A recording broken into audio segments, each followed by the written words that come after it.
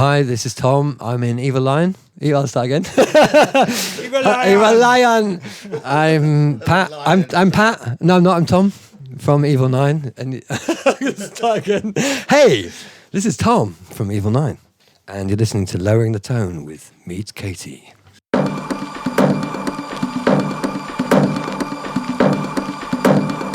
Hello and welcome to episode 22 of Lowering the Tone with me, Meet Katie. This time round I have DJ, producer and world-class sound engineer Dom Kane over for an interview. As always, that'll be at the back end of the show.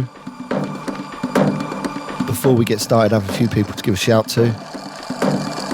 Neil Kennedy, Lauren Gallagher, C.A. Hall, Phil Austerberry, Spyro Pope, John Clapton, Grant Gravel Cowan, Dominique Debska, Greg Noodles, Jenny Jen, Louise O'Donnell, Jim McKenzie, Ryan McQuillan and Jay Freefly. Thank you all for your support on Patreon.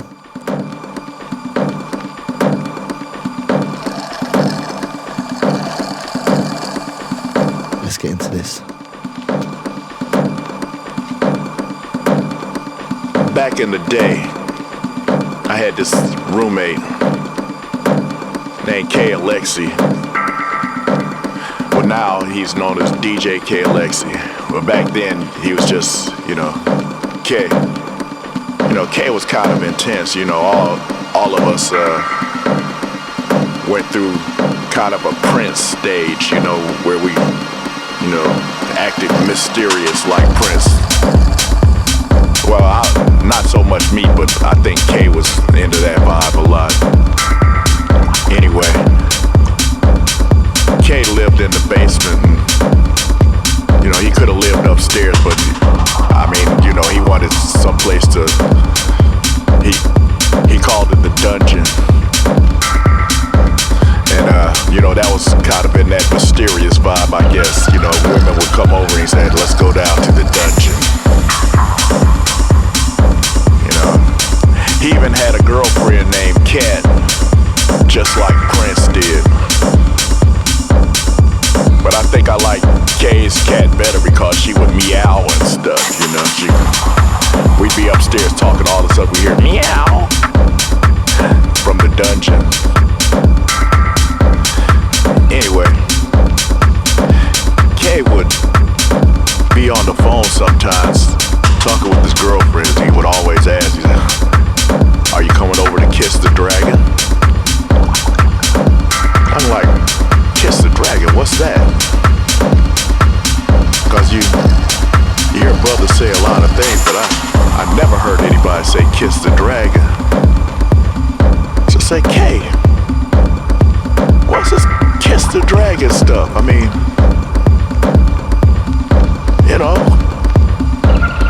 What kind of weird stuff is that? Because you hear brothers say a lot of stuff, but you never hear anybody say kiss the dragon. And Kay would say it all the time. Every day. Every day.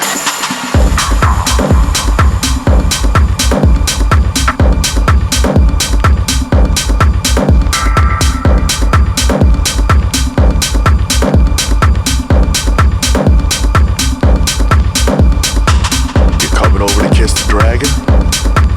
So say, Kay, what is this kiss the dragon? He would just smile and he wouldn't say anything. But I guess that was that mysterious Prince type vibe that he was into.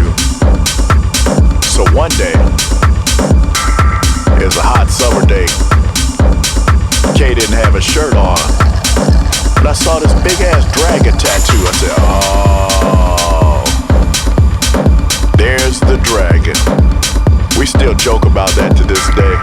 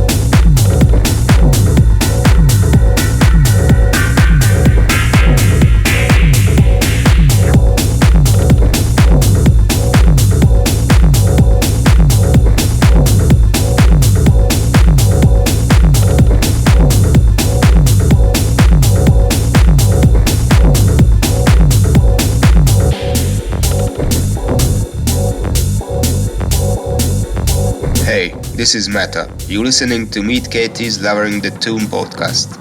Jó vételt, szevasztok!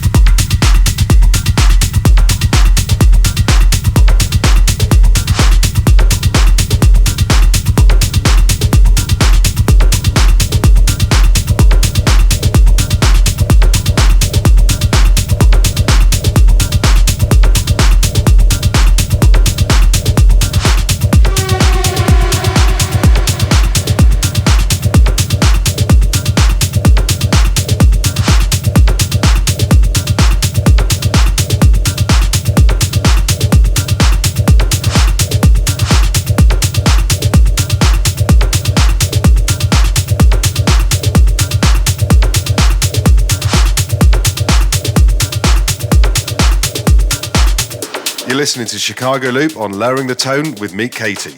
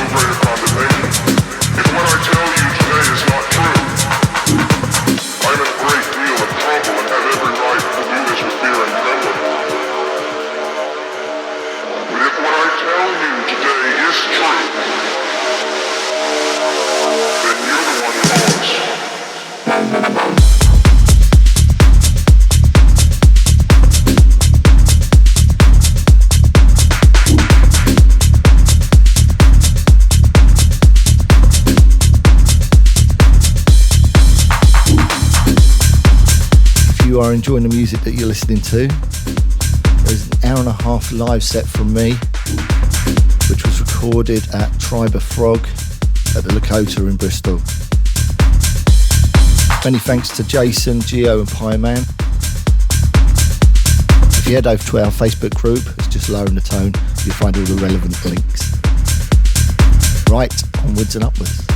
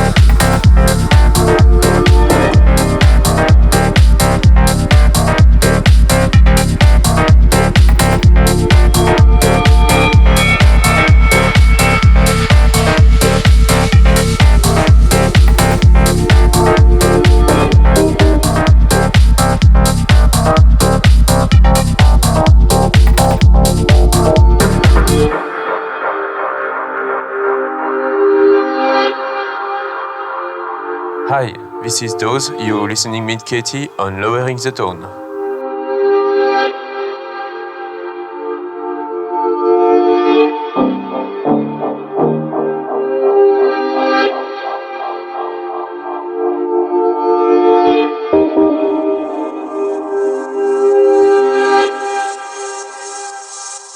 Down the line.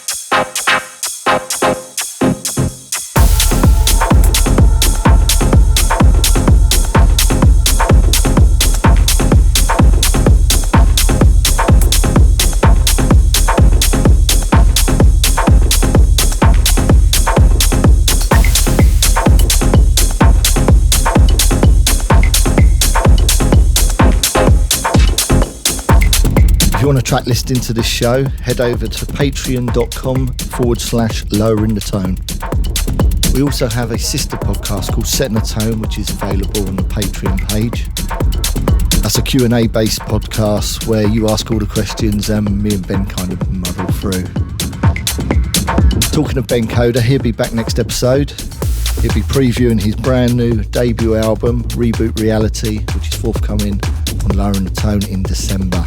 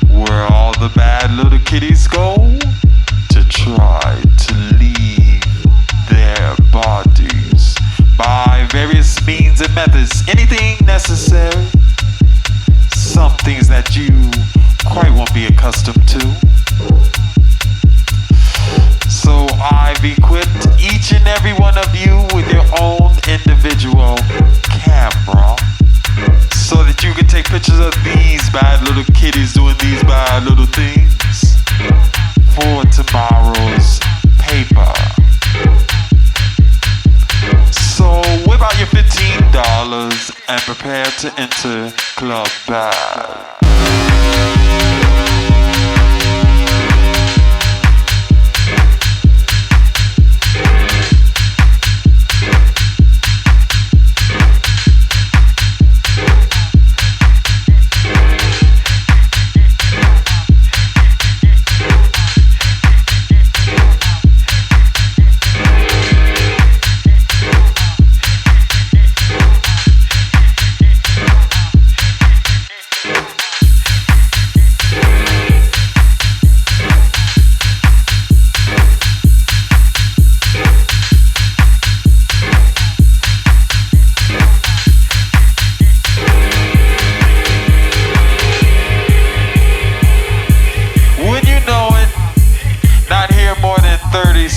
And already I see a bad little kid doing bad little things.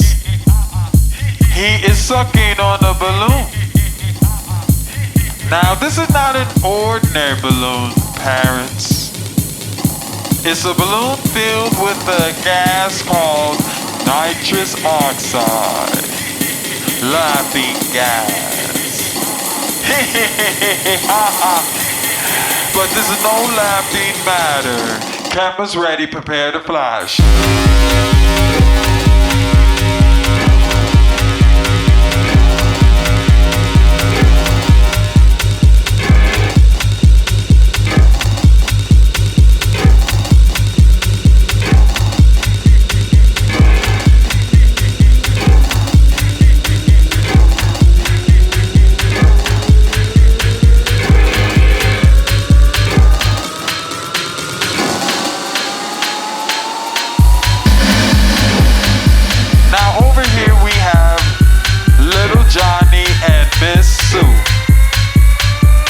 Smoking on a joint.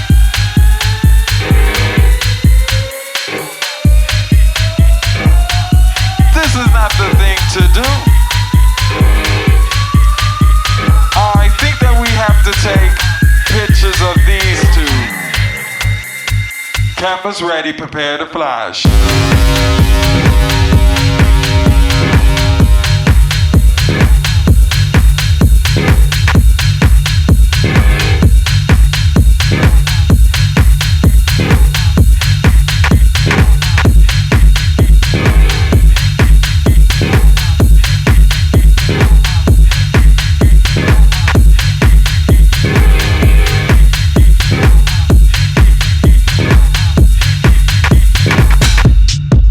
Over here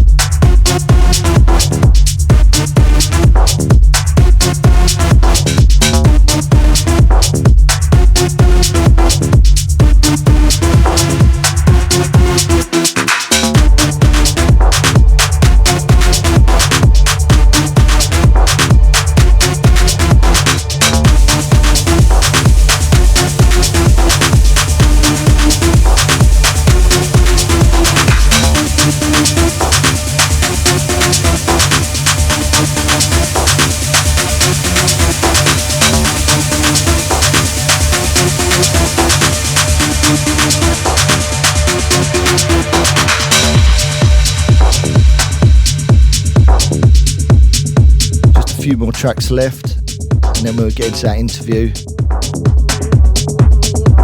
Something brand new from myself and Dopamine. This is Dolls.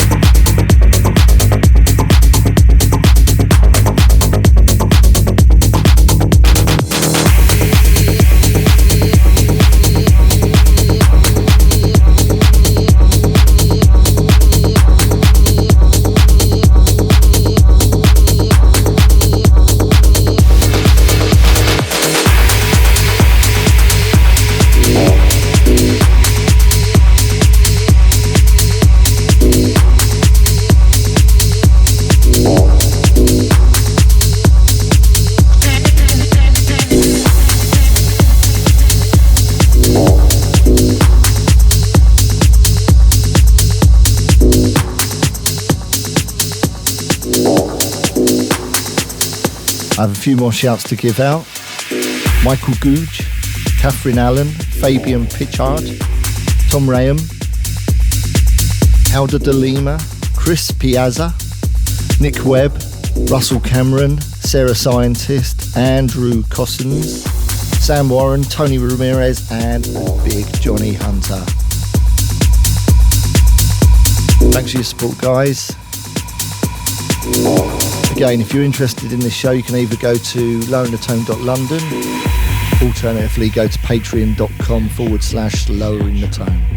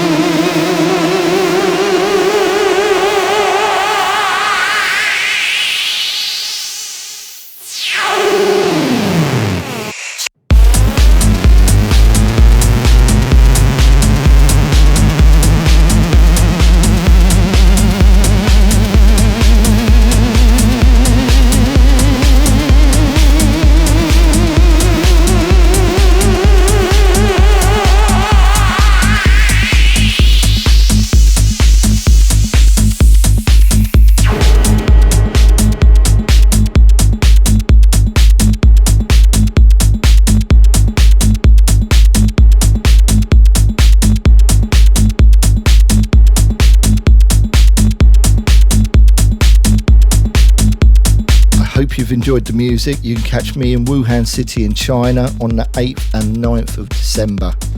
And then I'll be heading off to Australia after that. As always, if you want to support the show, please share the links, retweet, like it, make a comment, do whatever you can on social media. It's all really appreciated, and we do notice it.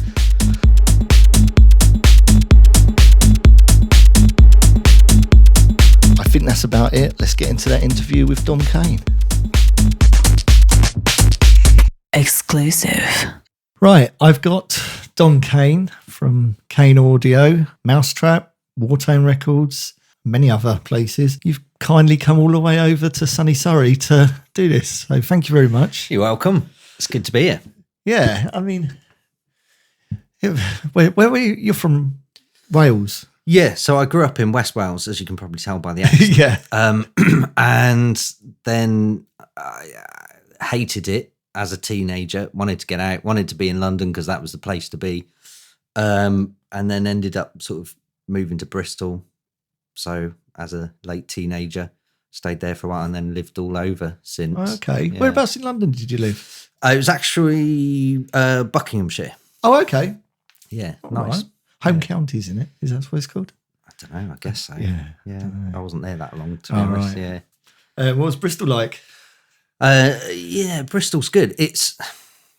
Bristol's one of those cities, it's just got its own thing going on, and it kind of doesn't really take any notice of other cities, which I like. You know, you walk down the street and you've got people wearing all sorts of weird and wonderful things that you just wouldn't see outside of Bristol. Yeah. So culturally, I think it was good for me. I mean, I was there 99 to 2005-ish.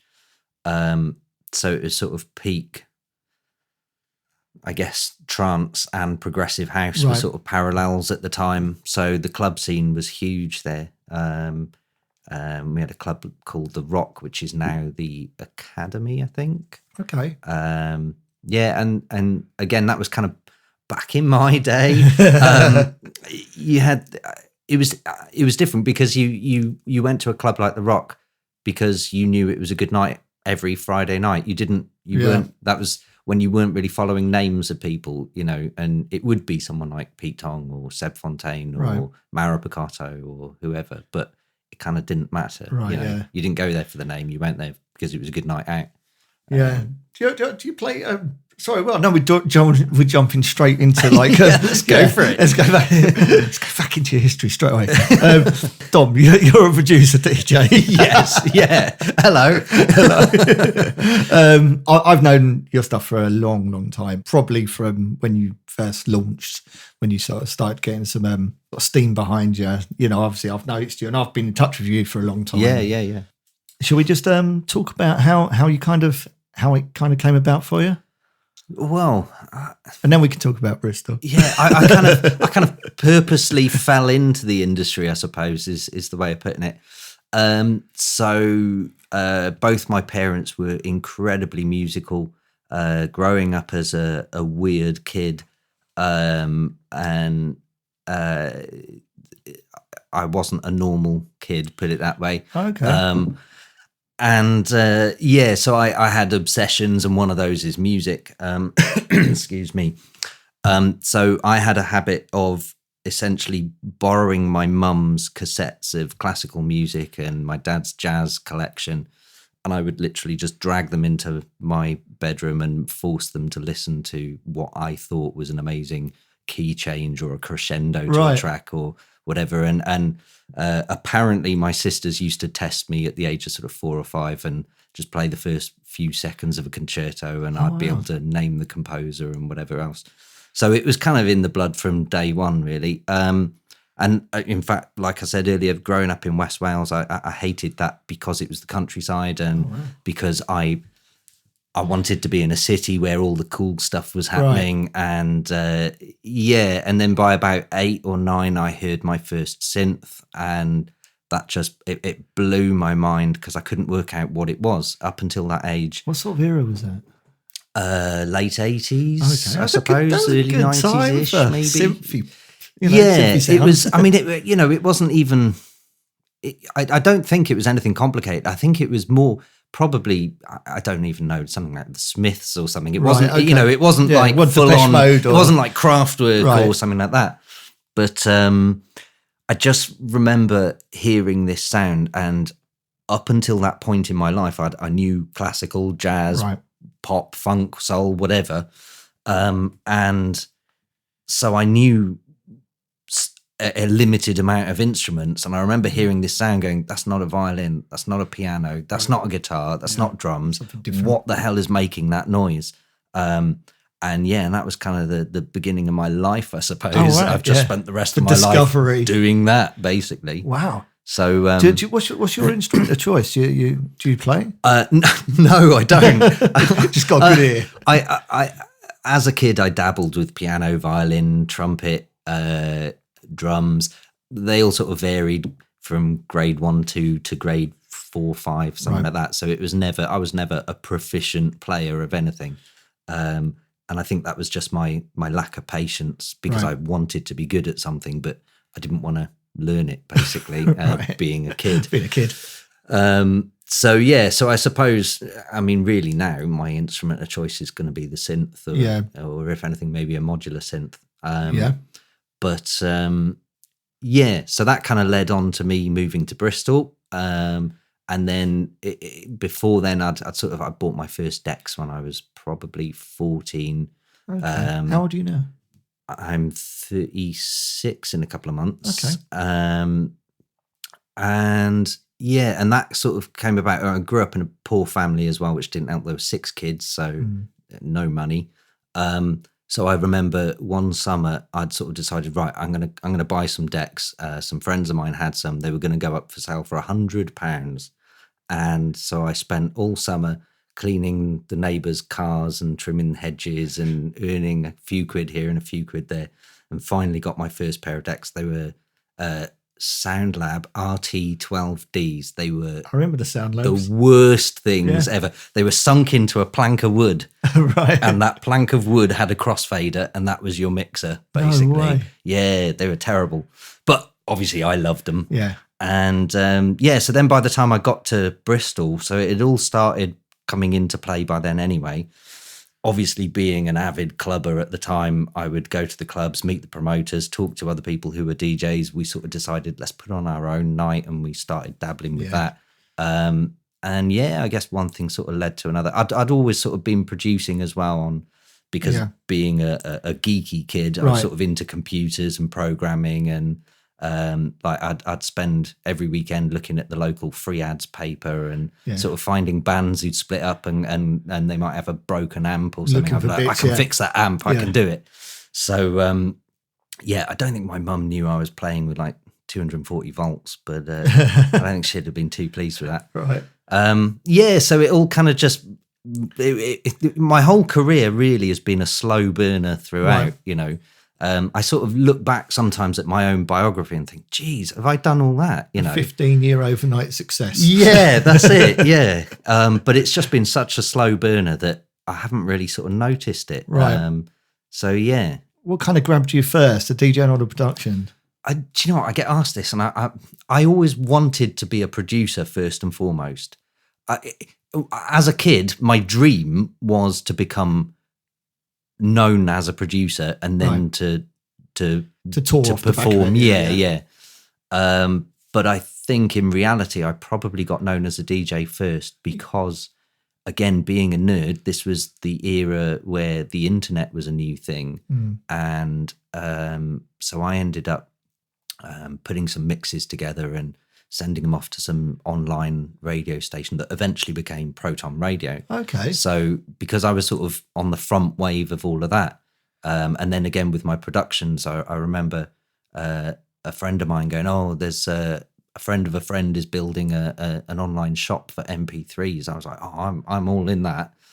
Turned out to be Beatport. No way. So so I sort of got on the first wave of that, and so off the back of Proton Radio, that kind of got quite a good global listener level at the time, and if you were into dance music, especially somewhere like, but they were Russia, one of the first, weren't they? They really were one of the first. They were, yeah. I mean, I think there were a few others, but, Yeah, but that but was Whartone- really one that was so specialist and sort of professional, I suppose. They knew what they were doing. Well, I went to Miami one year and they had a Protone party, and I remember it just being absolutely mobbed. Really? And that was the first time I'd ever heard of them. I'd kind of heard whispers about this like online radio sort of. And but went to their party and I realised how many people there were. And they didn't have any particularly big names. They just had like residents that were playing regularly. Yeah. The place was mobbed. As far as I'm aware, they're still doing exactly that. Releasing some progressive house. I've noticed someone recently released an album on it. It might have been James Monroe, actually. Oh, right, It might be. I might be getting, getting this wrong. But I did an EP for them, actually, many years ago. It seems to do all right, you know. Yeah. You know, sort of, like you said, they've been around. They've probably got a good following, got a good listenership, and you know they've got some fans. Yeah, and I think they found a niche market and they stuck to it, and I think fair play to them for that. So that was kind of how my career took off, I suppose. So I sort of did the whole Bristol circuit, and before I knew it, I had a phone call from a guy, Max, who is still my Russian booking agent, and he had heard my Whartone radio show, and because at the time I was kind of flipping between breaks and progressive, I suppose it was one thing back then. And I got a call from him saying, do you want to come over and play in Russia in December? And I was like, yeah, I'll do that. So went over and had my first Russian experience. And and then about 3 weeks later, I had a call from someone in Mallorca. So I went and played Tito's there, and it just kind of took off all of a sudden. It was a bit weird, really. But I put that down to the fact that I had, but at that point, probably 3 online radio shows that were all specialist dance music. So I kind of figured, well, anyone who's into dance music anywhere can just tune into that. Yeah. So it kind of gave you, it just moved from the sort of local radio exposure to suddenly getting global exposure. Yeah. It's a bit of a weird thing, but. So was Russia your first foreign show?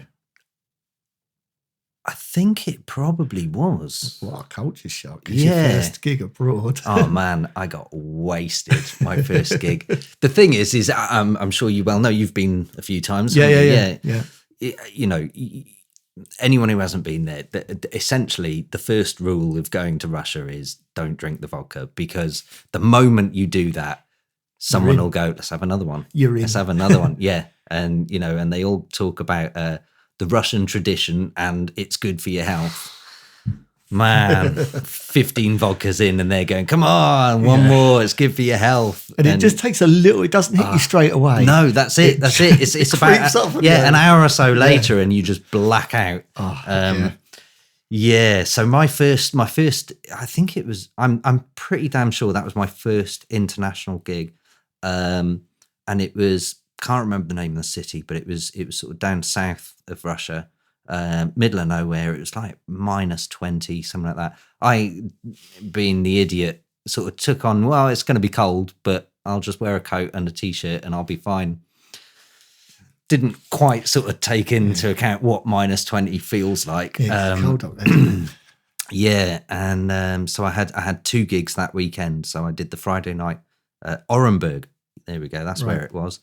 And that was in like a weird venue. They'd had, it was obviously a club, but it had a boxing ring in the middle of the room, and a sort of 360-degree balcony above the boxing ring. And I had to give a press conference. Yeah. That was the weirdest bit. I was just like, about 4 hours before the actual gig, they sort of drive you in a limousine. And I remember thinking, this is way over the top. Why am I in a limousine? This is just bananas. Yeah. And I remember having the door opened of the limousine and me sort of not really taking in what was going on, and my foot touching the floor, and all of a sudden loads of camera flashes go off and it's the press. And I'm thinking, do they think I'm someone else? Like, have they got the wrong person here? You know, I was really weirded out by it. And then I sort of got escorted into the building and we sat on this big long table and all of these translators and people and whatever. And basically, then these journalists are asking, and you're just trying to sort of decipher the English of the translator because their translation's Yeah. rubbish. And I was just completely freaked out. I was sort of rabbit in the headlights, basically. I was just like, what the hell is going on? But the gig went well. Yeah. I enjoyed it. I mean, Russians know how to party, that's for sure. Oh, God, yeah. Yeah. They don't. Don't they just? What I noticed about Russia is that they tend to stay out late. And Yeah. like, Yeah. You know, I've played parties in like Ufa and like real remote parties, and they've been on like Sunday evenings. Yeah, yeah. And they go on till really late. People just lose their shit. Yeah. It's another world. It's like the Wild East, isn't it? Yeah, Really, yeah. it still is. Well, that first gig there, actually. So I did the Friday night there, and then the Saturday night. So I had barely any sleep then because I just drank way too much and was on the verge of blacking out. Then I got back on a plane and had a couple of hours kip there. Then landed in Moscow and actually met Max for the first time. Right. And I think he took me back to the office. There was some sort of promo site called nightparty.ru. I don't know if that's still going, but that was like a really big, I suppose, equivalent to Facebook today, but it was a big Russian clubbers guide sort of thing. Or don'tstayin.com. Do you remember that? Yeah, I remember Don't So Stay In. it was Yeah, like the that sort Russian of, equivalent of that, I suppose. So ended up meeting loads of people and whatever over there and then playing the gig. And then we went to an after party and played there as well.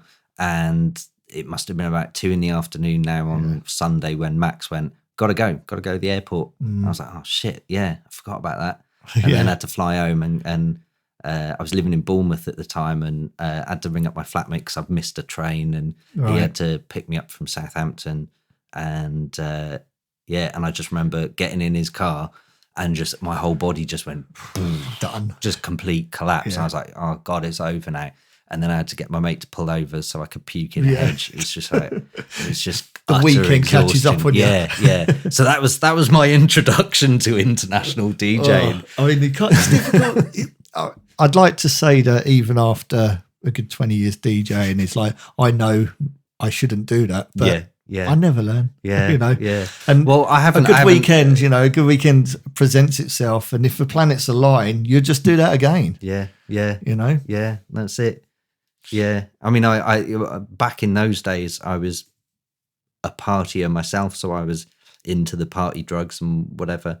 And I think after my sort of first international gig was when I realised I can't do both. That's not going to work, no. And then I think the following sort of few years, I still ended up sort of drinking at gigs and whatever. But for the last 7 or 8 years, I just don't drink anymore. You've given up drinking. Yeah, it's pointless. Do you drink at all, or not? Not when you perform. So I don't say I'm teetotal because I think that's an entirely different thing. It's more that I actually just don't drink. I have had a drink, I think, at the beginning of this year. I think 2 days ago. I think January was probably the last time. What is it? It's October now. Good luck, mate. Good on you. Some people function very, very well without drinking, and some people have.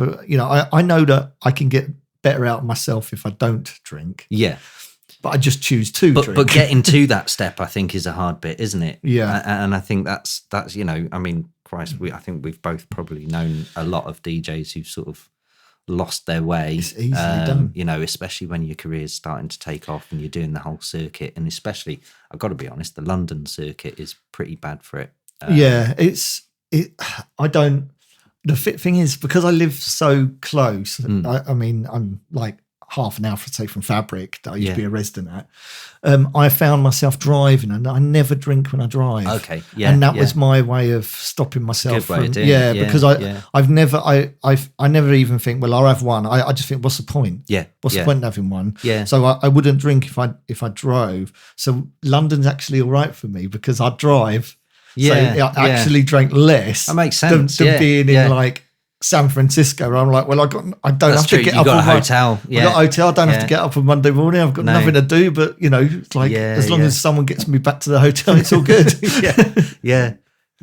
So I mean, it's the opposite for me. But I guess if you're coming in from Wales and you've got a hotel, it's going to be that thing of like, well, why not? Yeah. That's it. Yeah, whereas Yeah, actually the opposite for me, living so close. And actually, when I was living fairly close to London, it was only a train ride away as well, so it was quite easy to stay out all night. Like when I was resident at Ministry, the tube would stop at whatever time it stopped. Was it 1 or 2, something like that? But I wasn't playing until then anyway, so I'd then stay. So then I'd stay back till about 7, 8 o'clock in the morning, and you just think, well, I got free drinks, you know, have a few beers after my set. And then you'd end up sort of stumbling onto a train at 9 o'clock in the morning. Yeah, with thousands of other people. Desperately trying not to fall asleep and miss your stop. Talking of Ministry, I've never ever played at Ministry in London. Have you not? No, I used to do a radio show there. Okay. Like a weekly show for a while, and then it broke down to a month because I couldn't keep it up. Yeah.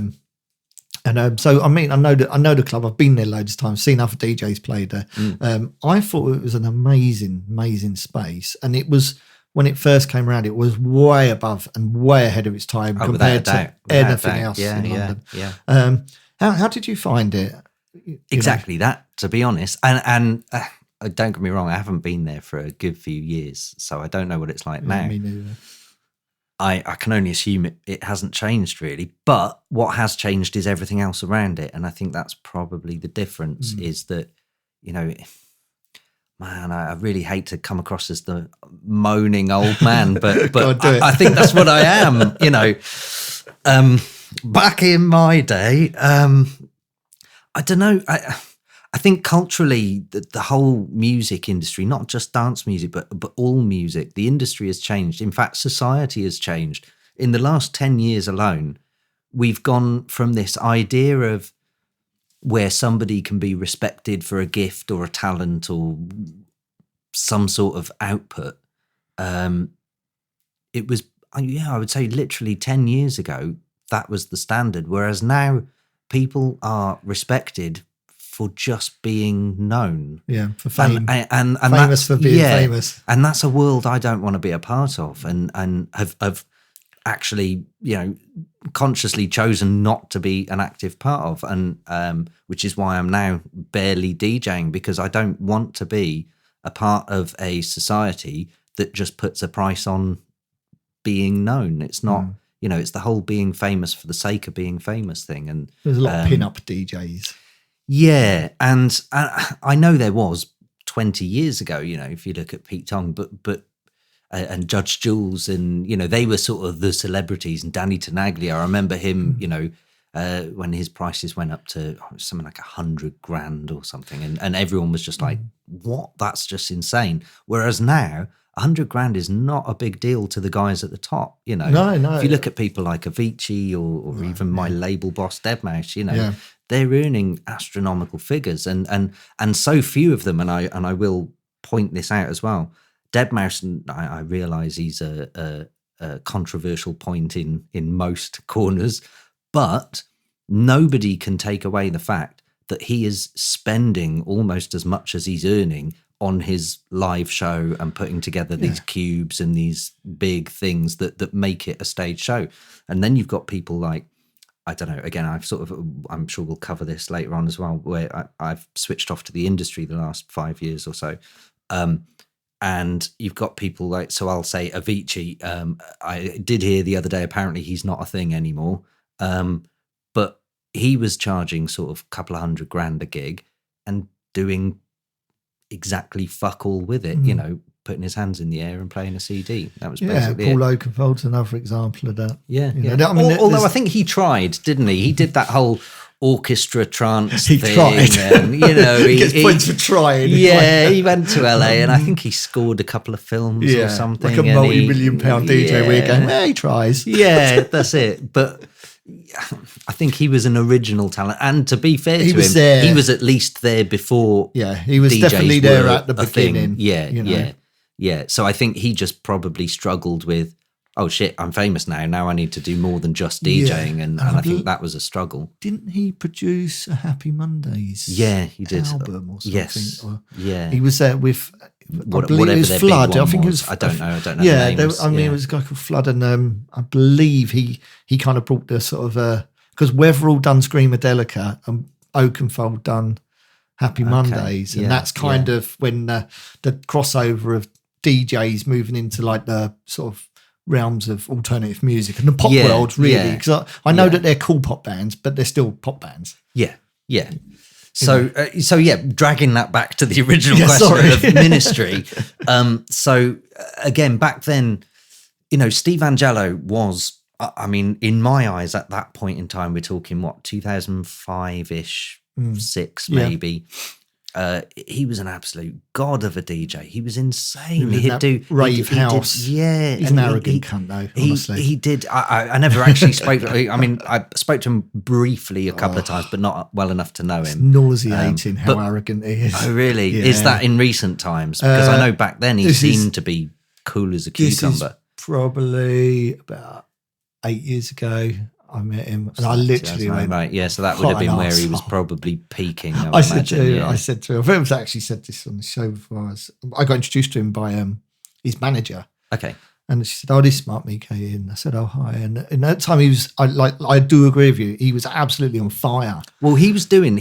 So he did the Size Night in Ministry, and he was doing a 6 or 8 hour set there. And man, it just boiled the crowd into a frenzy. Just like 7 o'clock in the morning or whatever time on. it was. Yeah, it was just this pounding filth at 7 a.m. and nobody leave that room. It was just one of those things that the Steve Angello night, every time I was playing in like room 2 and I could see Steve Angello was room 1, I'd be like, right, I'm going to do my set. I'm going to go straight into room 1 and watch it for the rest of the night. And I did every single month or however often it was. And it was just, you're just watching this crowd getting boiled into a frenzy. It was insane. I mean, the night I met him, he played a really good set. And I got introduced to him and he's... I said, "Oh, look, I think this was. I mean, he was doing well. He wasn't the superstar he is now by a long shot." So I said, "Oh, I think what you're doing is like the future of house music." And he looked at me and he went, "Yeah, I know." And then he turned his back at me, and so literally the back of his head was facing me. That's like when you say to a little 4-year-old, "Oh, aren't you cute?" Or, "Oh, you're beautiful, you are," and they just go, "Yeah, I know," because that's all they've been told all their life. His manager, she said to me, "He's always like that." I went, "You're joking." She goes, "Yeah, a lot of people don't like him." Jesus, but he done it right in front of his manager, and he kind of embarrassed her. Because she was like, "Oh, this is Mark." He just went like, "Who cares?" Yeah.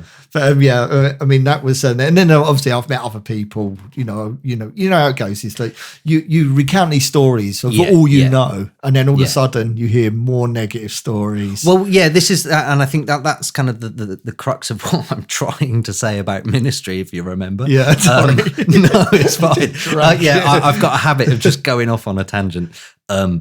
So I think. But again, sort of comparing the Bristol days where you'd go to a night out because the night was what you went to. You didn't go there to see a specific DJ, although that was an option. You went there to the night because the night you just knew that promoter was guaranteed to get an amazing DJ, whether you'd heard of him or not. That was just what it was. You just trust them. Yeah. And I think society as a whole has changed now over the last sort of 10, 15 years to the point where now, if you want to put on a successful night as a promoter, or at least their understanding of it is you now need to book someone famous. It doesn't matter if they're good or not. Right. So again, I've switched off to the world for the last 5 years, so I don't know who is famous and who isn't. But, somebody off one of the reality Essex, Chelsea, whatever other reality shows, the number of times I see someone on Facebook going, "Oh, so-and-so's a DJ now and whatever," and I just think, that's because they're going to get bookings, aren't they?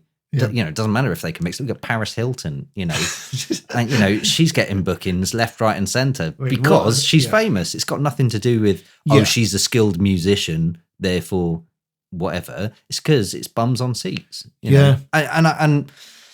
That brings me on to the whole capitalist thing then, doesn't it? That's capitalism through and through. That's how it works. That's what we've asked for as a society. Well, I've always found it mad that like clubs will pay a celebrity just to come to their club. I know. This is beyond me. Yeah, I did a gig again back in the day in, where was it? It was Cheltenham, I think. Some dingy little club there that was obviously trying to be glitzy, and it was trying to be, some cool, funky bar, and it just felt horrible. And it was, I think it was just after the smoking ban had come in as well. So the place just reeked. Right. And, all you could smell was just cheesy feet and sweaty pits. Do you remember that point where, like, they hadn't quite got the refurb yet, so it just stunk? Yeah, and also smoke used to kind of mask the smell of sweat. No, exactly. I mean, I'm a smoker, so I had no problem with the smoke, obviously. But yeah, you're right. But yeah, as soon as you remove the smoke, everything just reeked. Yeah. I remember going to, funny enough, here's a name drop, Nick Fanciulli's birthday party. Okay. I know and that was just after the smoking ban in, is it the Loft in Maidstone? In Maidstone, yeah. That's their thing. That's what they used to do, the whole Maidstone Massive. So I went to Nick's birthday party there. I think it was, I don't even know. Do you know those guys? Do you know Mark Fanciulli? His brother, he's making some good I've music. spoken to him a few times. I've not. I wouldn't say I know him. I'm sure he doesn't check know his me. music out. Right, really okay. good. Yeah. Sorry, sorry to interrupt you. It's just that I haven't heard that name for a while. Yeah. So that was kind of, I don't even know how that relates to ministry anymore. Oh, that was it. Yeah. So we're talking about society. Yeah. And they book famous people. So I did this gig. And I don't remember who it was, but there was someone famous. I'm going to say, and this is wrong, but I'm going to say like Nasty Nick off Big Brother. Or, do you know what I mean? It was something like that. It was advertised under my name. And I remember sort of getting sent the flyer going, what is he DJing? How's that going to work? Is like, what's he playing? Is he going to warm up for me, or am I warming up for him, or what? What's going on? And I got there, the local residents were playing electro at like 136 BPM, and that was my warm up. And at some point midway through my set, which was probably sort of 1 a.m, I'm going to say Nasty Nick. It wasn't Nasty Nick. It was someone equivalent to whoever was at the time. Someone that I just don't give a shit about. Walked into the room. Everyone cleared the dance floor and fucked right off into the corner to crowd over that person. And I was kind of stood there going, "Oh right, well, I guess this is a thing now." Yeah. It always annoyed me having naked women on the dance floor, like the stage dancers. Like I've never really Russia. It's a big thing. I've had a few naked ones, but they're just people. Really, it winds me up because the problem is it's always mid set, and having come from sort of progressive house roots, it's all about finding that groove and slowly building it up. Yeah, and midway through a set, you'll have 10 naked or semi-clad girls on a stage. And you'll look at the dance floor to try and gauge reactions to the music, and you think, "Oh shit, no one's dancing." But they're stood there ogling the women. But this is it, and they've forgotten that there's some music playing. They've forgotten they're in a nightclub. That's the problem of when it kind of loses the sort of momentum of being a club. Yeah, and sort of it takes over just being a show. Yes, just entertainment then, isn't it? And I always felt in those situations, well, why'd you book me? Why don't you just get a circus clown? Which I know DJs, and I know a lot of people will disagree with this, but to me, DJs are essentially circus clowns. We're paid entertainers these days, aren't we? Well, yeah. That's essentially what we're doing. Let's be honest. We all try and clutch at straws. We all try and go, "Oh, yeah, but it's all about the thought process that goes into the playlist." And whatever. It's really not. It's about banging out tunes, and it's about making people dance. Yeah, that's it.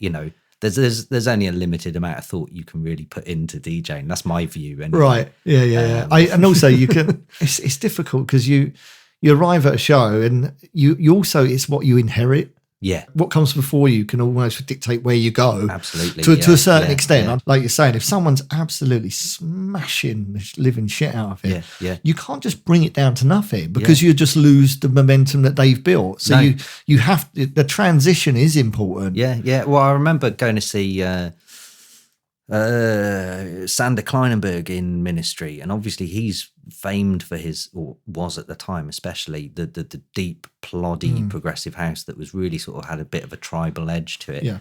And I can't remember who was on before him. It was someone, but and I think it was quite a well-known name, but not huge. clearly warming up for Sander Kleinenberg. And it was obviously just a wrong booking because Sander sort of leant over before his set going, how the fuck am I going to carry on from this? Because it was at like 132 BPM. Really? And it was really quite heavy. And Sander was sort of renowned at starting at like 126 and then working his way up. And he'd spend the 2 hours sort of building it up. And I remember he was really having a bit of a tantrum about it. And rightly so, because he was the big name at the time. And he was just sort of stood there going, there's nothing I can do other than backspin out of the last guy's record and just start all over again. And now I've got to spend 2 hours essentially warming up for the next guy. Yeah, it's a difficult one. One I struggle with the most is drum and bass, following drum and bass. That's always been a bit of... Is that a thing? Do you do that? That's been a pet hate of mine when they programmed someone playing drum and bass before me. Why? Whoa, festivals. Oh, right. Okay. I suppose that's a bit different. The lineups are kind of... But festivals are... I know. I mean, they're about just banging it out, aren't they? Yeah. You know, in fact, they're good examples. The year I met you at Boomtown. We went to see Madness. I saw Madness. I liked it and you didn't like it. I couldn't stand it because they were doing all their new stuff. And I just thought, if you're booked for a festival and you're a headline act like Madness, people aren't buying tickets to the festival just to see Madness. So the only reason they're going to see Madness is because they know the name and they want the classics. And I kind of felt like 90% of their set list was stuff I'd never heard of. No, they didn't do baggy trousers. Yeah, did they? Yeah. Well, I missed that. I only saw the end of their set. Now that's the bit that they did the classics. And I bet you left. Because I'd left because I didn't. Because the first, let's call it an hour set. Yeah. The first half an hour was just solidly new music, and I was sort of stood there going, "Where's the classics?" And then I heard like one classic as we were leaving, and I was like, "Oh, I bet they've just saved the last few." The thing is, if they came on and played all their classics, then started playing all the new stuff, everyone will leave. Yeah, but don't play the new stuff. Yeah, like, you're at a festival. Like, save that for the Madness Stadium tour because they're paying whatever 50 quid a ticket purely for Madness. They are the Madness fans. In a festival, it's not, Boomtown wasn't full of Madness fans. No, there's a lot of people there. Oh, God, yeah, it was crammed. But a lot of people like myself, who I wouldn't say I'm a Madness fan, I wouldn't go and see him on tour unless I had a free ticket. And then I'd be like, yeah, why not? But I'm not going to pay 60 quid to go and see Madness. Whereas a festival that Madness are playing at, I would go, yeah, I'll go check out Madness. Do you know what I mean? I think you're playing to your wrong crowd. Well, you watched the first part, and I just called the second part because I was like, that was awesome. And you were like, that was awful. So what? Yeah. But they ended really disappointed. They ended on Night Boat to Cairo. Okay. And the place just was an absolute mosh pit. It was it's a nice... I like Boomtown. That's a great stage, that one as well. It was Lion's Den, it's got a bowl, isn't it? It's like a big bowl leaning into the stage, and you can sort of see the stage from anywhere around. Yeah. Did you like Boomtown? Loved it. Yeah. I've been 2 or 3 times now. Right. Cracking, isn't it? What a festival. There's nothing like it out there, you know. Bonkers, isn't it? Yeah. I mean, the years they had Arcadia and they lost Arcadia, didn't they, because of the noise? Didn't know there was a money issue, apparently. Oh, was it? I'm totally gossiping. Well, I heard, and I think this is probably the official line that they're towing. What did you hear? I'll tell you what I heard. There were noise complaints, and the organisers told Arcadia, look, you're running a bit too loud. You're going to have to turn it down. And Arcadia basically went, no, we're Arcadia. We play as loud as we can. That's what I heard. Whether that's true or not. Go on, what's your gossip? I heard that when they started doing it, Arcadia wasn't such a big thing. Right, yeah. And the money never really got adjusted every year. Now that wouldn't surprise me. Then it got to the point where Arcadia was actually a big... draw to the festival. Well, it was, yeah. And they were like they were the main stage. It was, really. Yeah. So, and they couldn't agree on the financial issue. Okay. But that, I mean, who knows? Yeah. You know, I mean, either one would make sense. Yeah. I think Arcadia kind of started out with Boomtown. I think they were part of that whole. Yeah. I think it's a Bristol thing. Yeah, actually, isn't it? Definitely. Yeah. It's a messy festival. Yeah. Well, it was like I was saying to you before we started recording about Bristol. You know, it's a messy place and full of temptations. Absolutely. and it has its own unique culture. And I think, you know, Boomtown is probably evidence of that, Yeah, isn't it? yeah. I mean, You know, when they do their winter parties in Lakota and stuff. Yeah. And Motion is the other venue. Motion, yeah. Yeah, it's just brilliant. It's so good. You know, I and as much as I don't go clubbing, I'm not a social person necessarily, but the Boomtown things I do sometimes go to just as a consumer, because I'm just like, you know what, that's a great night. It's just, what an atmosphere. Everyone just doesn't care about anything, and it's just great. It's complete hedonism. Food's good there as well, actually. Food's great. Man, last time I went to Boomtown, I worked out I'd spent 250 quid on burritos. No way. Oh man, it was good though. Yeah, it was worth it. I must admit, I'm impressed with Boomtown. It's just attention to detail. Yeah. You know, and anyone that hasn't been there, they basically, it looks like a film set, doesn't it? It's like a So I think the whole ethos of Boomtown is its own universe. If you imagine, like, you know, a Marvel universe or whatever, Boomtown has its own universe, and within that you've got sort of the old town district, you've got the mining district, you've got that's you know, crazy. That mining weird stage, man. Whoa. Weird, so weird. Yeah, and it's just something for everyone, I think. Yeah. You kind of, I don't think anyone can really do the explanation of Boomtown any justice. You just go there and lose your mind, basically, with or without drugs or drink or whatever. I mean, the first year I went, I had an abscess in my jawbone, so I was on really heavy medication and writhing in agony. Ooh. But I still went anyway and still had a great time, you know. So, yeah. Yeah, well, I hope I get booked for next year. Yeah, same here. Yeah. But, I mean, that's always a tricky one, isn't it? With festival bookings and money and stuff like that, you know? Yeah.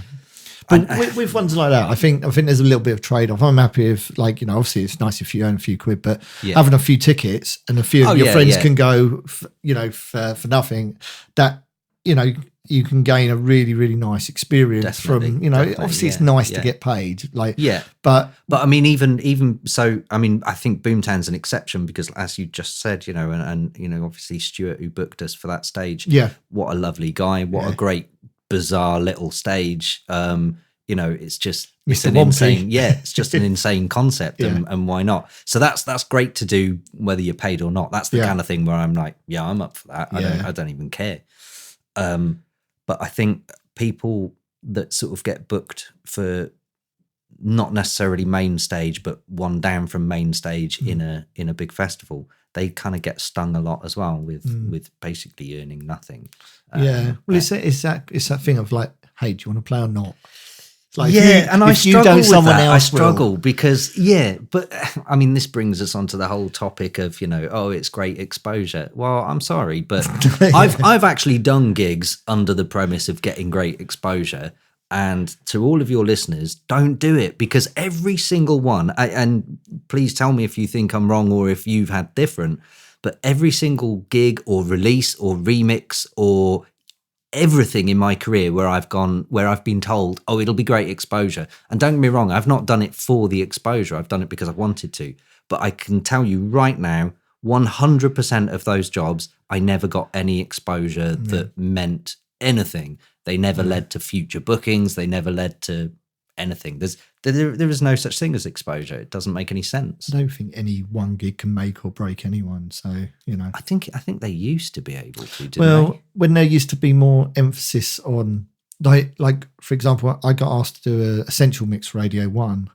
And when I did that, a huge amount of doors opened. Yeah, I bet that was, you know, that would have been a door opener. Yeah, you know, but back then you know, I was pleased to get asked to do it. And obviously they had to fill 52 slots that year. Of course, yeah. So, you know, I was pleased to get asked. But, I mean, that opened a few doors. Like, when I say a few, quite a few. Yeah. Well, and little things in my career, and actually I can pinpoint, like, little game changes for me. Yeah. None of them were, like, super, like, you know, doing compilations has been good. Essential Mix, again, tell me if I'm That's wrong, when it meant but something, it's kind of not for free anyway, is it? Because if you're throwing in your own tracks and you're getting some PRS, the PRS on BBC is not bad. PPL.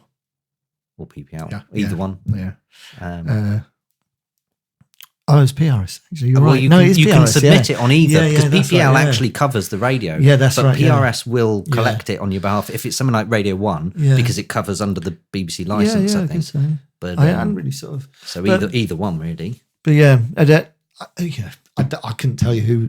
I used to be able to tell you who was doing the Essential Mix every week. I couldn't tell you now. I don't even know if it's still running, is it? I don't know. I assume it is. There's probably people listening to this thinking, I haven't done that for 10 years. Yeah. And I'm sorry if someone's listening going, I did it last week. Yeah, and you missed my show. Yeah. But there has to be, just go to like the Mau5trap, for example, such a prestigious label. Mm-hmm. From where I'm sitting, I would imagine the name association alone would open a few doors, certainly in America. I think so. I mean, from my first release on Mau5trap a couple of years ago, I think that sort of changed things a bit for me. But at the same time, it's hard to gauge on what had more of an impact because, like I've touched upon earlier, that about 5 years ago, I sort of basically quit the music industry without quitting my job, if that makes sense. Right. So I was doing the whole sound design thing, and that's something I probably didn't touch on earlier, that as well as being a producer and DJ, I sort of became a sound designer and moved into that field and was running a studio, or still running a studio. And so about 5 years ago, I thought, you know what, screw the industry. I remember struggling to get gigs. I was struggling to get records signed, and it was, I think, because the stuff I was doing at that point didn't fit into a particular pigeonhole. Right. And it just so happened at that time, electro was going one of two ways. You had an option. You could either do what is now called EDM, apparently, 4/4 distorted kick drum and some sort of shit detuned saw, just brick on repeat. Yeah, you know, the whole bang, bang, bing, bing, bing, all that crap. And I took one listen of that and went, why on earth would I do that? It's like child's music and it's just copy paste. That, you know, the reason I like producing is because I like actually learning and playing with stuff and making weird sounds and whatever. And so that didn't take it in. The alternative option to that was Deep House, which in the UK was just exploding like nothing else. And yeah, so my gigs were sort of getting fewer and further between. And I ended up making one last ditch attempt at contacting all the promoters I knew, thinking, right, I'll just give this a go. We're talking thousands of promoters that I'd built up in a database over time that had booked me before. And I thought, you know what, I'll just send an email to thousands of these promoters and I'll just see what's out there. And of the UK ones, 100% of responses came back saying, sorry, we only do Deep House now. No way. And it was at that point where I thought, you know what? Yeah. Fuck this industry. Yeah. And yeah, so it was at that moment, and that was my life-changing career moment, was when I decided, screw the industry. I don't care who's famous. I don't care what you're playing. I don't care what you're doing or who you are or whatever. I'm just going to do my thing. So I don't think I opened Ableton for about 2 years for myself. Anyway, I still obviously did it for the studio.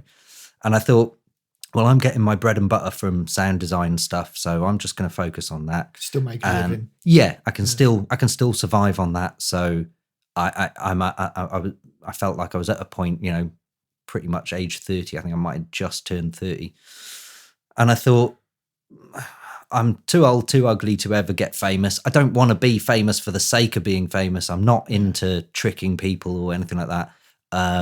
So you either like me or you don't. Piss off. And so I unfollowed everyone on Twitter and Facebook and anyone who was well known other than friends I actually knew.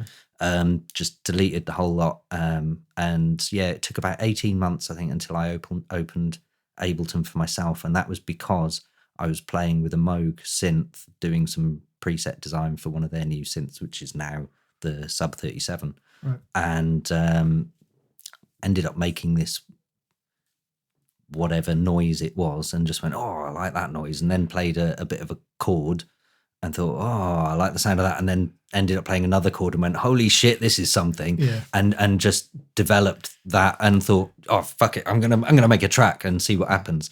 So I made this track and thought to myself, nothing of it really, and then ended up making another one and another one. And I thought, this is all right. This ended up showing my mate Sonny Whartone, who you've had as a guest here. Yeah. Love Sonny. Yeah, big shout out to Sonny. Ended up showing one of my tracks to him, and he was like, holy shit, this is really good. Like, this is great for what's happening today. And I was like, oh, is it? I didn't know. Yeah. I didn't have a clue. And he was like, yeah, I kind of feel like this is where everyone's going to be heading soon. So I was like, well, whatever. Do you want it? So he was like, hell yeah. So I did, I think, 3 or 4 tracks, and he snapped them up. And then it came to the 5th track, and he went, no. And I was like, all right, what's up with it? And he said, it's just too big. Like, I think you need to go to a bigger label than us. You know, we can't handle something this big. And he was sort of saying, you know, we're only a small label, and I think you deserve more than that. Yeah, so I was like, well, if you're sure, but I really don't want to go chasing record labels. So was he right? Well, he ended up saying, well, why don't you try Mau5trap? You know, right. And because I've known Joel Deadmau5 for many years, I thought, yeah, well, give it a go. Why not? So yeah, sent it, and it got signed, and that was sort of the turning point. So I mean, that's a good shout for Sonny. A lot of people wouldn't take that stance, you know. And I tell you what, Sonny and Whartone Records in general have done that for a lot of people. Yeah. They've really been a huge platform, and that's why I'll always go back to Whartone as well. Yeah, a lot of people have, you know, I work with, as you know, with Ben Coda, and Ben and Sonny have worked together. You know, we had Will Clark do a interview for the show with Ben. Yeah. And he started out there as well. Yeah, I mean, there's lots of people that, I mean, Sonny's one of these people, as a person, he's faultless. He's such a lovely guy, but he's got a good ear for music across the board. Not just one style. He's got a good taste in music, I believe. Yeah, and he's got this ability to sort of be able to work out what's going to work well in the future as well. So I think a lot of the Whartone releases have a pretty long shelf life compared to other labels as well. Yeah. And I think that's kind of fundamental to it being a good record label. Yeah, definitely. Especially in this day and age. Well, you've got something coming up, haven't you? Yeah. So I've got another single coming out on Whartone 11th of November, 10th of November. What's the name of this? So a few weeks' time. So it's a track called Traction. Okay. Which I think is probably kind of the peak culmination of what I've kind of just been talking about with these sounds that I've been slowly developing now. And I'm now at a point where I'm like, well, I guess this is my thing now. And I guess it's found your groove. Yeah, I think so. And then I think, has it really taken me 20 years to get my thing? And it has, you know. So it's a case of sort of evolving that now, and again, Sonny's been great for that, because I've been between Sonny and Mau5trap as well. I'll give them credit that they don't want to hear just the same old thing. Right. You know, they obviously have a sound as a label, but they don't have a genre, because you've got artists on Mau5trap like Draft, who, I mean, he's putting out, his BPMs range from 70 to 140-ish. Anything in between. It could be house, could be techno, could be breaks, could be ambient, could be whatever, and his EP will just cover the whole lot. Then you've got people like Rinzen, who just put out an EP, and his whole EP on Mau5trap, it came out I think 2 weeks ago. Really nice guy. His EP is kind of based on, he had an idea, or it was kind of like a dream vision of being in an anime cartoon and entering a Japanese territory, and he developed this whole EP around the process of entering that territory, and it's become this whole enveloping story sort of thing. But on top of that, it's just great music, So if you don't know the story, it doesn't matter, because it's cool tracks. But I would imagine the running theme with Mau5trap is just quality recordings, because obviously Joel's background in sound design and stuff. I guess that there must be a set standard of what must be is expected from the artist recording for the label. I think so, but I think it's probably more than that. I think they just want something that's got real artistic substance. Yeah, and it's kind of odd, because the music that comes out, I think if you're a basic consumer of dance music, you'd think of Mau5trap as being not just a cool dance label. They put out big hits or whatever, and actually they seem so much more like that from the inside. You know, they're a real sort of close family. All the artists sort of speak and share and collaborate, and we all sort of really push to try new things. Do they have an office here in the UK? No, they don't. Not well. I think they have what they call a base, but I don't think they have a sort of team of staff or anything. Right, okay. Not that I'm aware of, anyway. Right. Yeah. If they have, I haven't been invited. Right. So, with regards to Mau5trap, so you've got it's an EP lined up for next year? Yeah. Or is it ultimately driving towards an album? Is that what's the plan? Good question. I don't know. I genuinely, is there I don't a plan? know. I mean, at the moment, so I was sort of talking off the podcast that I'm playing with ideas at the moment of I'm working on an EP for Mau5trap. I mean, that's public knowledge. But I'm also focusing more on a few singles before that, and I kind of want to get it right, really. And yeah, I guess the ultimate goal is really a full album. Have you written an album before? Yeah, but it was terrible. It was really bad, man. It was. No, seriously, how was it? One of my biggest musical regrets, I think, was that album. Yeah, because is that just a change of? Well, I was young, and you know, it was when my DJing thing was taking off, and I kind of felt like I knew where I was, and I felt safe enough to go, yeah, I think now's the time for an album, and I don't think I really thought you through. Yeah, I didn't. I obviously didn't, because looking back at it, I just cringe now. You know, even proposing to the wrong girl. Yeah. I think I think the album's worse. Yeah, I just I don't think I was even that proud of it at the time. And I don't think I stopped to think about it. Right. And I think that was the problem, was I thought, oh yeah, next step equals album, therefore make album, release album, everything's going to be great. And I don't think I actually stopped to think, well, what kind of album should I do? And how is it going to work? And what's the process behind it? And I think an album deserves more than just putting 12 tracks together and throwing it out. So sorry to interrupt. Did you have management at a time? How did that work with regards to...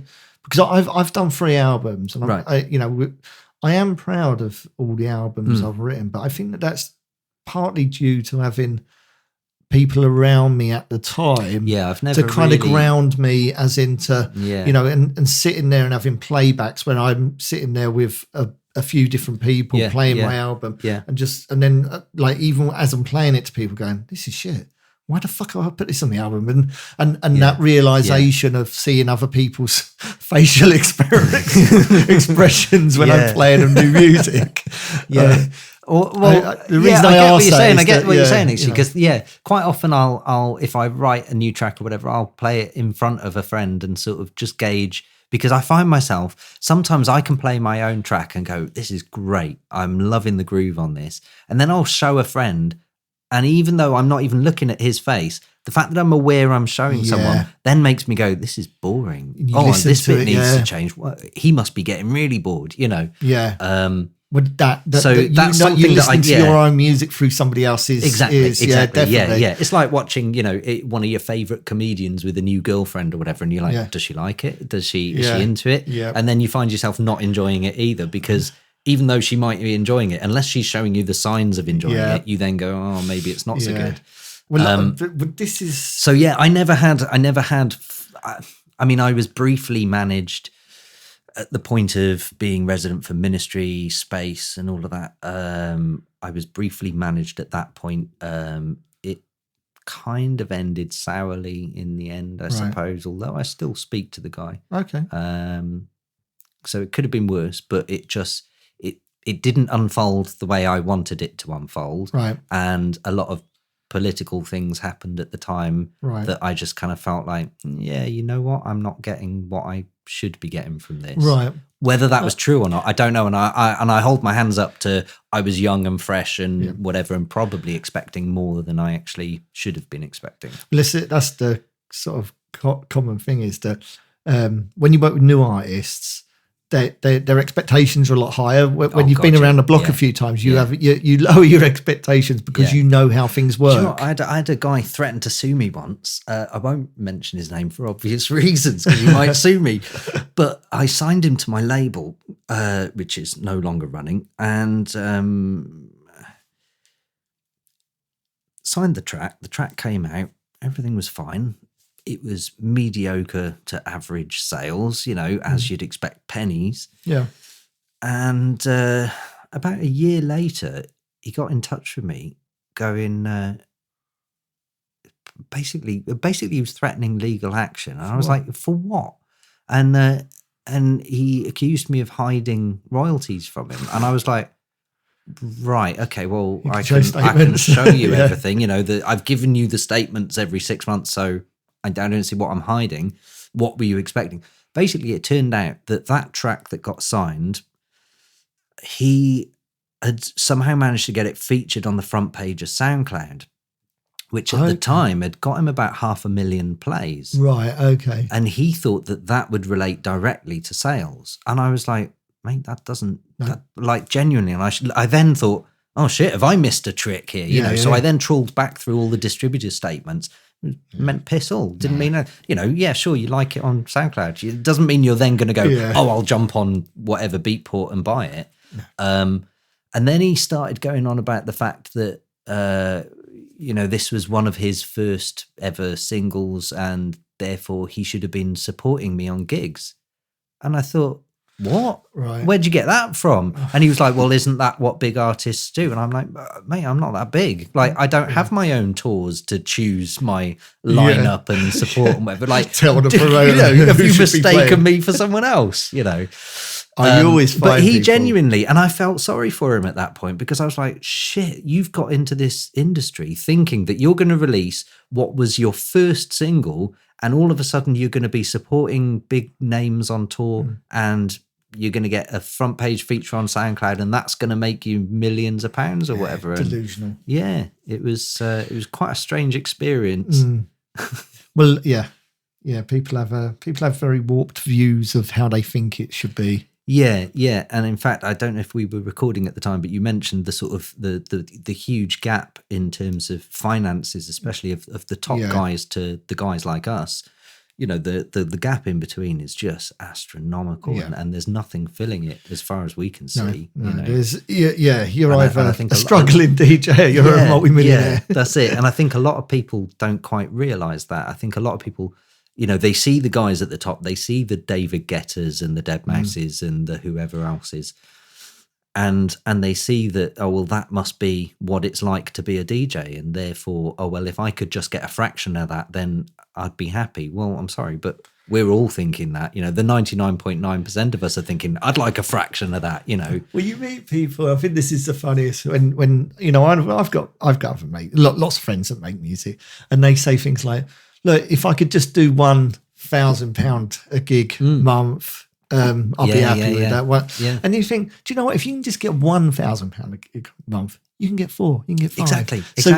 And then if you can get to the point of yeah. charging £1,000 a gig and get them regular enough that someone will book you every month. And it's that saying of like, if I just got one that was for £2,000 a month, you're like, do you know what? If you were getting £2,000 a month on one gig, there'd be a ton of 500s, there would be a ton of 1000s. Yeah. You know, getting yourself up to that point on a regular basis, that's the holy grail, really, isn't it? And there's no set route either, because I mean, using that math, let's say £1,000 a month is what you were aiming for. So you've got one option of getting 1 gig a month at £1,000 a gig. Well, that's all lovely, but that's going to stay a dream.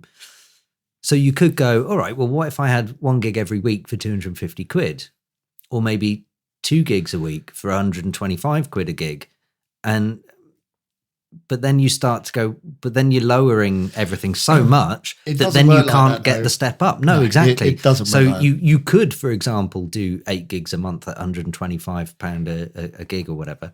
But that doesn't mean you may well just be stuck in that then, because I have been there at some point where I was probably making, say, 150, 200 pound a gig and gigging fairly regularly. But then to try and break that 250 mark and go up to 500 was a nightmare. And so then you end up going, all right, well, I'll do less gigs, but charge a higher price and make myself appear more elusive or whatever. And then you find everyone going, no, thanks. And you just think, oh, fuck. It's a funny concept because my money hasn't really changed much because if I lowered my fees, I wouldn't get more gigs because at the end of the day, the people that want to book me want to book me for how much I charge. That's it. Yeah. Whereas if I said, I'll work for less, they'd be like, sweet. Well, they would still book you anyway. Yeah, we'll still book you once a year. And there's going to be promoters that aren't interested in my sound whatsoever. They're not going to go, oh, well, we'll book you because you're a bit cheap. They just don't want No, exactly. It's got nothing to do with price. And I think you've just hit the nail on the head there is, nobody is booking a particular DJ because they're cheap. No. It's as simple as that. And it doesn't matter whether you're talking to local promoters or national promoters. Yeah. It doesn't matter whether it's Oasis Club down the road or Fabric. Yeah. At the end of the day, they're not trying to just get the cheapest deal. Clearly they have a budget. Clearly they're going to try and stay within that budget and get what they can. Yeah, so they distribute. But they're not gonna, they're not gonna go, oh well, we'll have you 3 times a year now because you've lowered your price. No, that's not how it works. They book you because you're you and because you come with a package. Bums on seats, really. Exactly, how many people? You're over worth it. People coming in, and if you make money, they will book you again. Yeah, Simple and that's what put me off DJing a lot was the fact that business. Well, I hate to say it, but the business side of it, the capitalism side of it is not something I enjoy being a part of. I still struggle today to charge clients when I'm engineering and whatever. I really struggle with that. Why is that? I'm a communist at heart, which doesn't help. And I've always sort of had a viewpoint of, well, I started somewhere and these guys I'm helping engineer or whatever are in that position I was once in. And I think, well, I don't want to overcharge them and, and they got families to feed. And I forget, actually, I got a roof over my head. And it's every now and then I sort of quote someone a price and I'm like, oh, for fuck's sake, they accept it straight away. And I'm just, oh, Jesus, I should have actually, thought about this. Yeah. So I think I'm probably my own worst enemy when it comes to stuff like that. Do you know Klaus Hill? Klaus Heavyweight Hill. I know the does name. Heavyweight audio. He's got a similar sort of thing. Is that he's one of these people of he'd prefer to just be working and doing stuff because he loves making music. He loves engineering. He's very talented and if I sent him a track and I'd be like, I've got this track and he goes, I'll send it over because I reckon I could, and it just gets excited about what he does. He's after 20 years of engineering, he's still someone that absolutely loves the sonics. Yeah, I mean, I've done a fair amount of ghost production in my time, and people see that as a sore point. I think make of that. Well, people. Okay, so I'm going to say I'm a fence sitter on this because I've got because I write my own material. Yeah. So so there are a few points I have to sort of point out first. So. The first thing is a lot of people go, oh, don't you feel like you're just selling out if you're ghost producing? Well, I'm sorry, but if you work in an office, you're selling out because I'm pretty sure your dream isn't to sit in an office 9 to 5, Monday to Friday, no matter what office it is. I'm pretty sure that's not your life goal. Whereas my life goal was always to just nerd out with computers and music and make weird noises. Well, if that's selling out, getting paid to do that, then I don't know, to me, that's the opposite of selling out. I'm doing something I love. I don't think there's an argument from your point of view because you're absolutely right. I don't think there's any argument of if someone offers you some money to make some sounds and produce a track for them, of course I understand your point of view completely. What I don't understand, where I struggle with this, is that somebody can can stand by a piece of music and go, I made that when they didn't.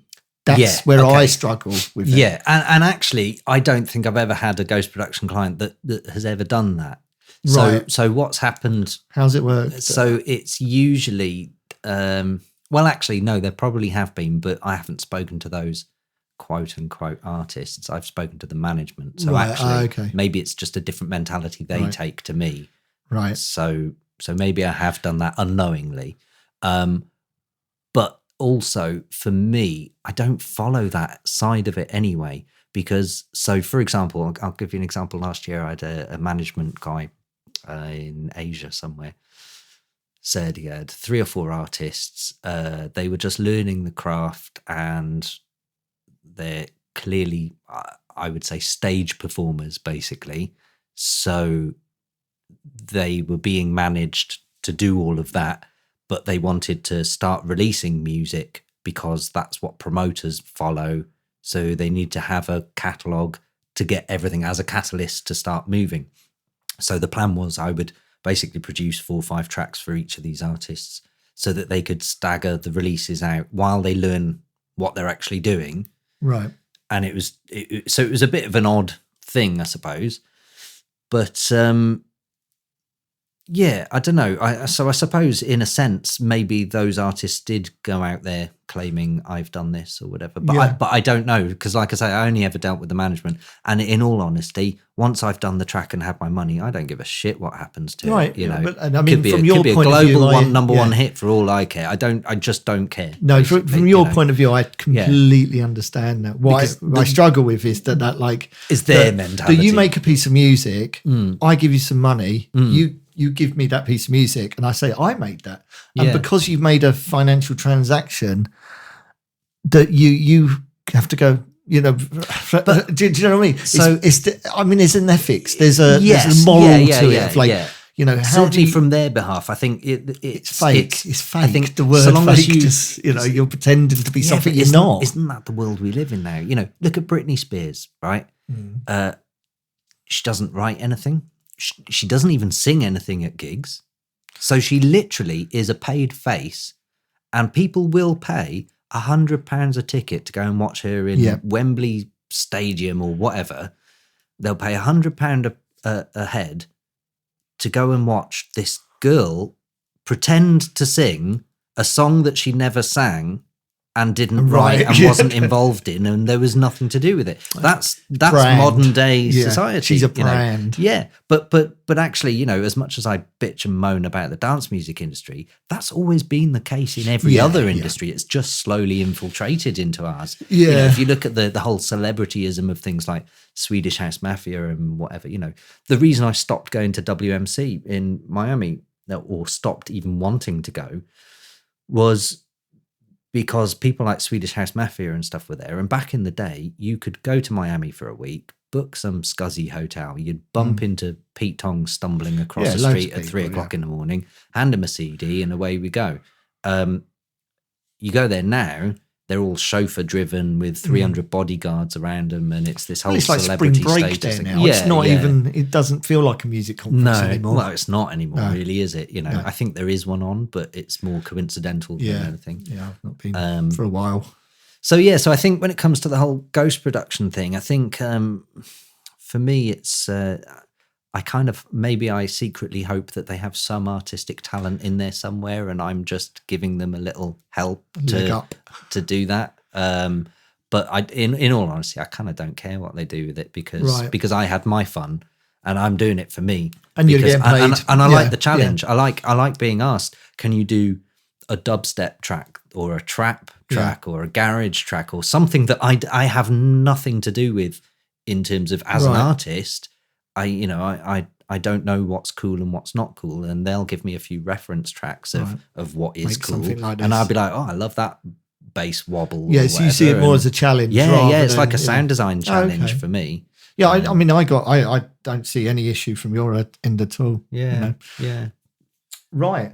So, I mean, with let's touch on it a little bit. Is that so? If people do want to hire you,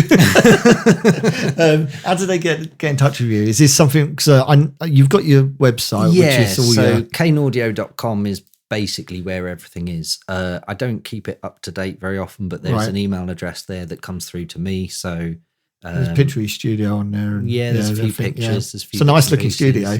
Cheers. Yeah, it's lovely. I built it myself. Yeah. So that took a while. It still hasn't. I haven't even finished it yet. Right. And I probably never will because I'm now looking at moving it. But Really? yeah. So I moved into this industrial estate thinking, right, this is what I want, and I gutted the unit out and then rebuilt all the internal walls and sort of built a recording booth and did everything and spent too much time and money putting it all together. Right. And then it kind of got to a point where acoustically it's immaculate in there.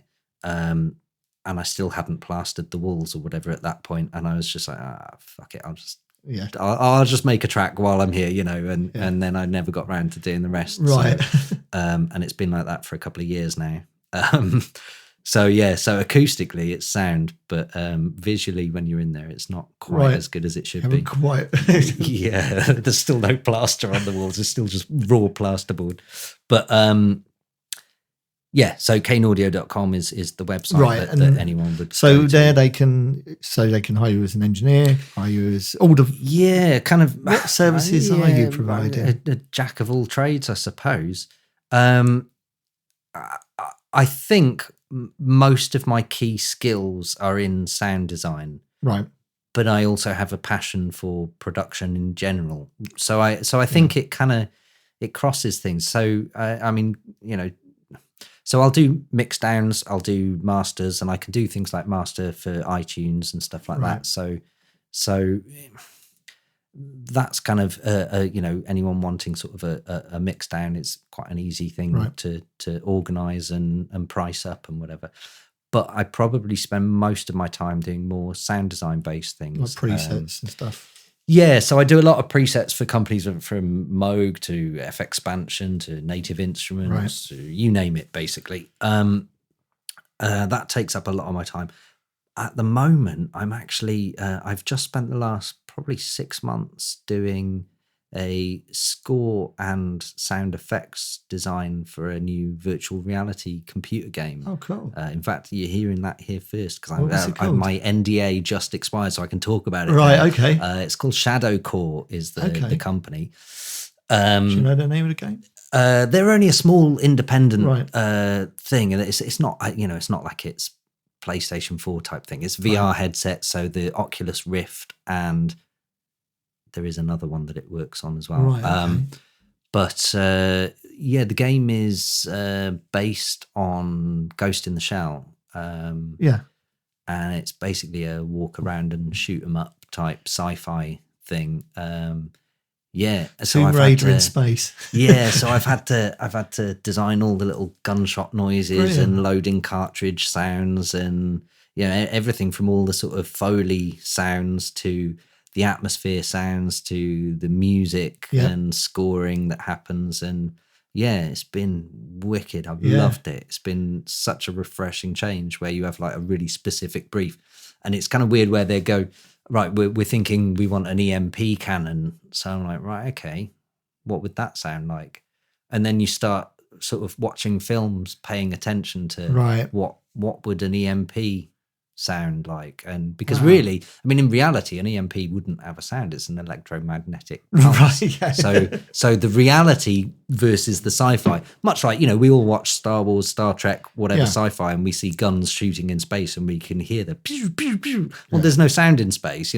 Ships exploding in space have no sound, but we hear it on a film because that's what we're used to seeing. So someone somewhere has to go, well, what would that sound like?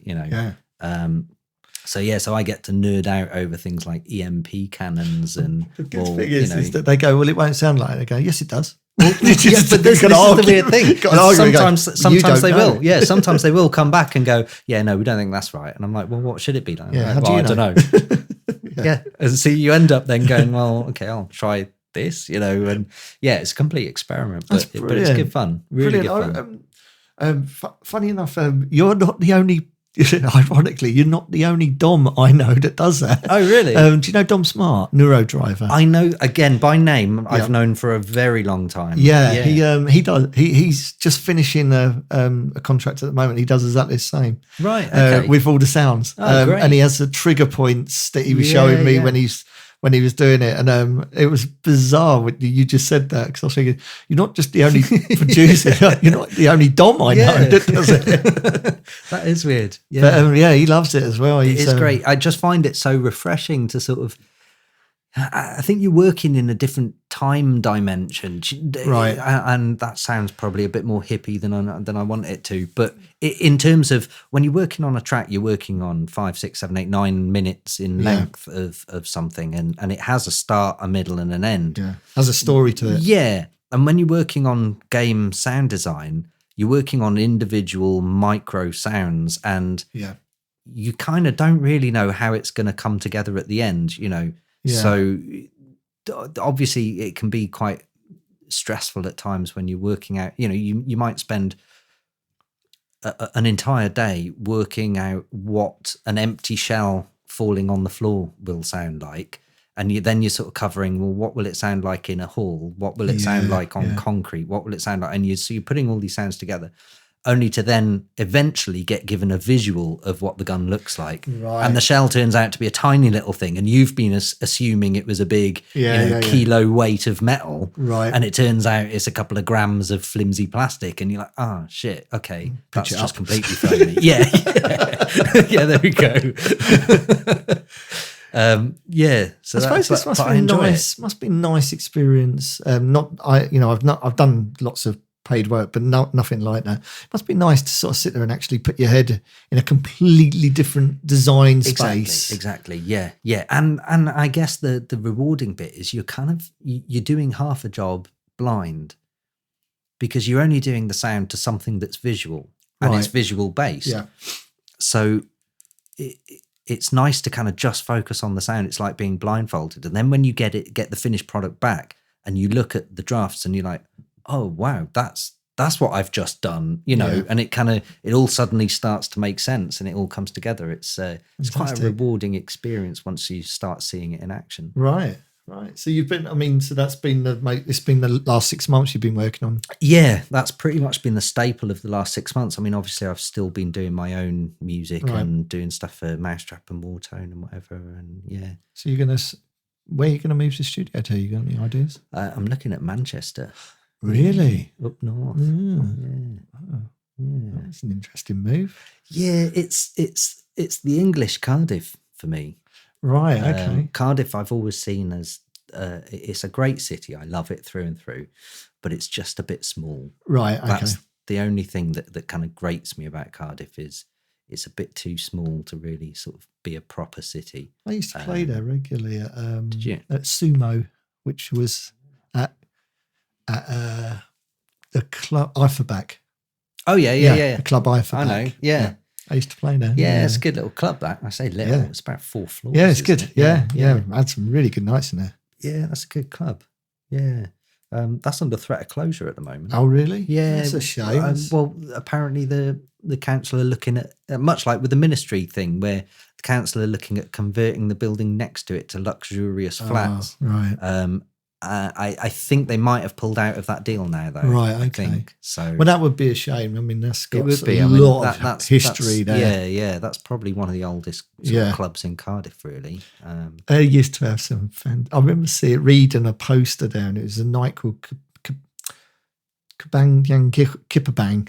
Right. Okay. And the tagline was like, "We're going to book some big guests." And in brackets is one day.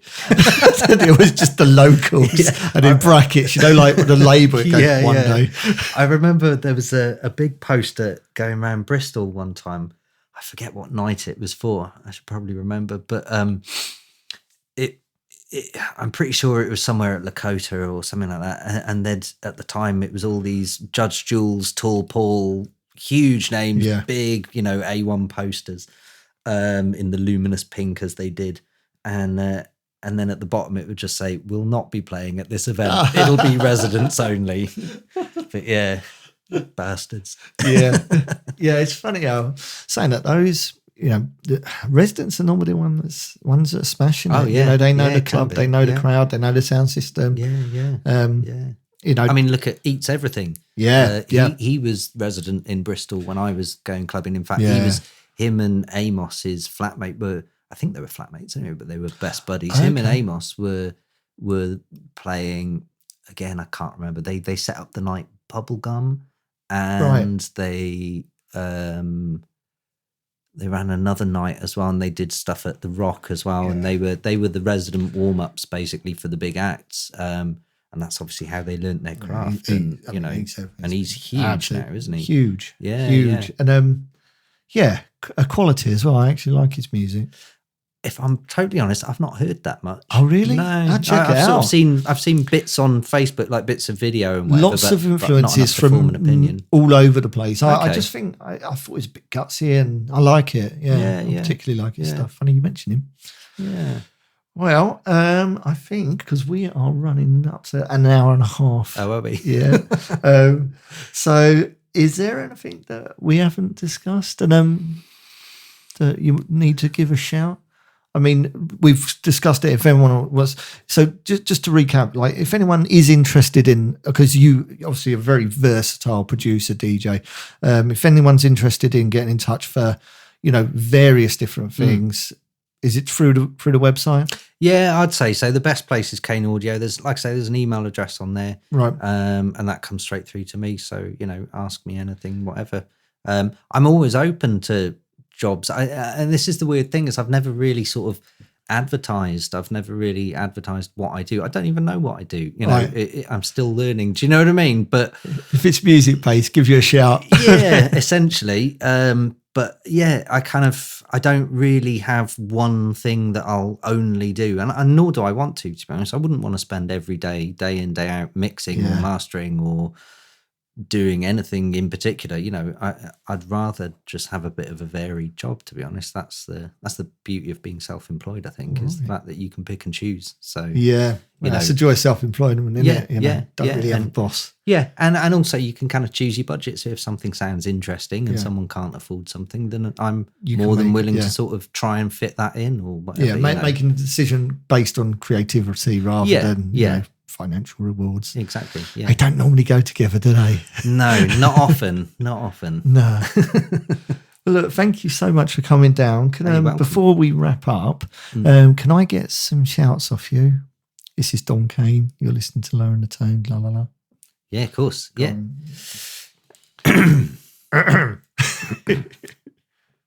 This is Dom Kane. You're listening to Lowering the Tone with Meet Katie and Ben Coda. Well, and then we do one separately as well. So okay, one with Meet Katie, one with Ben Coda. Okay, because we don't do every show together. Right. I'm Dom Kane, and this is Lowering the Tone with Meet Katie.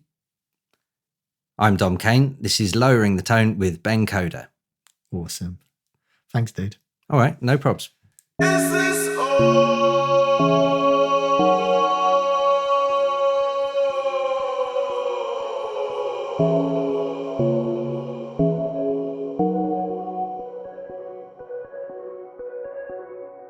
Are we gonna fall?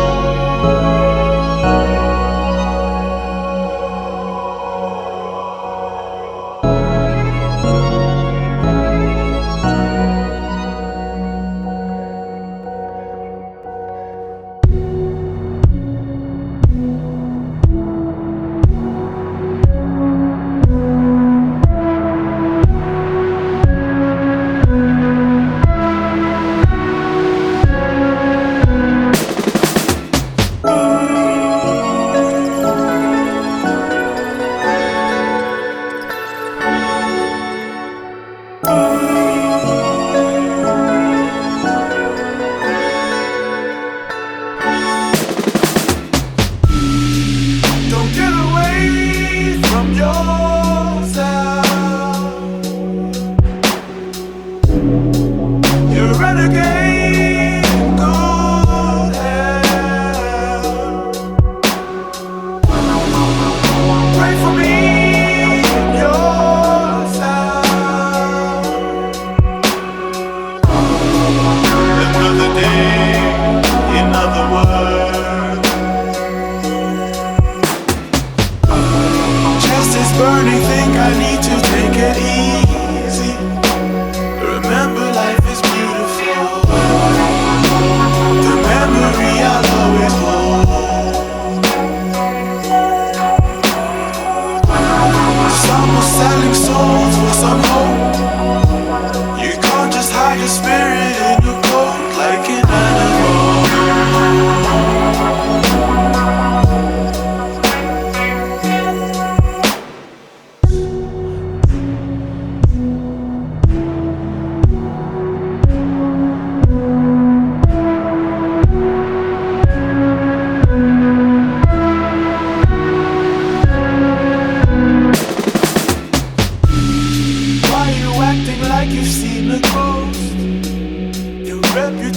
Acting like a ghost.